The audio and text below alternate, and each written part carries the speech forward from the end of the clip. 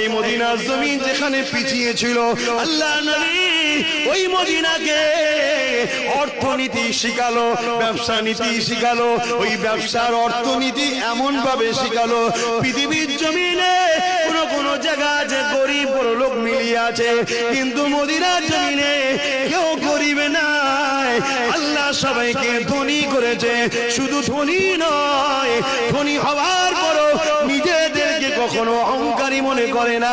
মাটির মানুষ যে বলে, ওই মাটির মানুষ বানিয়ে সবাই পৃথিবীর মানুষের জন্য দুয়া ও সেবার হাত বাড়ায়। ফ্রি ফায়ার গেম খেলছো, লজ্জা করে না বিহায়াত দল? বিয়ে করেছো, ভালো কাজ করে, সকাল সকাল যে করলাম। আর বেশি দিন দুনিয়া নেই।